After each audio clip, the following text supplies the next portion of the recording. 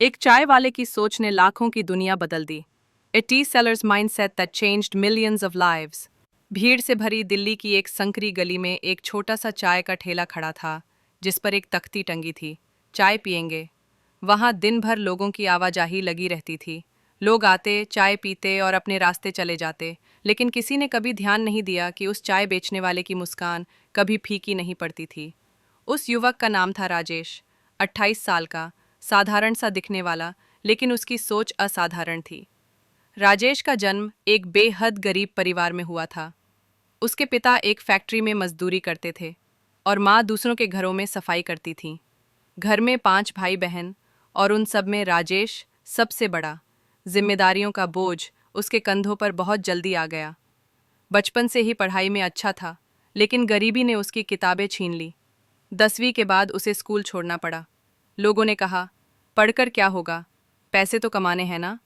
ये बात उसके मन में कहीं घर कर गई, लेकिन उसने हार नहीं मानी। राजेश के अंदर कुछ अलग था। वह जानता था कि सिर्फ पेट पालने से जिंदगी नहीं चलती, कुछ ऐसा भी होना चाहिए जो आत्मा को संतुष्टि दे। जब हालात से जूझते हुए उसने चाय का ठेला लगाया, तो उसका उद्देश्य सिर्फ पैसे कमाना नहीं था। उसने ठेले के एक कोने पर एक छोटा सा बोर्ड लगाया, एक कप चाय के साथ एक प्रेरणादायक कहानी फ्री। लोग हंसे, बोले, भाई चाय बेच, प्रवचन मत दे। लेकिन राजेश मुस्कुराया और बोला, भाई सोचो, अगर एक कहानी आपके दिन को बेहतर बना दे तो नुकसान किसका है। और यहीं से शुरू हुआ एक बदलाव, चुपचाप लेकिन मजबूत। हर ग्राहक को चाय देते समय वो एक छोटी सी प्रेरक कहानी सुनाता। कभी अब्दुल कलाम की, कभी हेनरी फोर्ड की, कभी किसी अनसुने लेकिन प्रेरणादायक व्यक्ति की। लोग पहले चाय पीने आते थे, अब कहानी सुनने भी आने लगे। एक दिन एक कॉलेज का प्रोफेसर वहां आया। उसने राजेश से चाय ली और राजेश ने उसे एक कहानी सुनाई, एक गरीब किसान जिसने सपनों की फसल बोई। प्रोफेसर मुस्कुराया और बोला, तू चाय वाला कम, मोटिवेशनल स्पीकर ज्यादा लगता है। राजेश ने हंसते हुए जवाब दिया, सर, फर्क सिर्फ सोच का है। मैं चाय बेचता हूँ, लेकिन साथ में सपने भी परोसता हूँ। वही प्रोफेसर उसकी बातें रिकॉर्ड करके कॉलेज के छात्रों को सुनाने लगा। कुछ ही समय में ये कहानी सोशल मीडिया पर वायरल हो गई। लोग उसे कहने लगे, द मोटिवेशनल चाय वाला। फिर क्या था, एक ब्लॉगर ने उस पर लेख लिखा, फिर एक यूट्यूब चैनल ने वीडियो बनाई। राजेश का नाम देश भर में फैलने लगा। कुछ ही महीनों में उसे टेडेक्स टॉक के लिए बुलाया गया।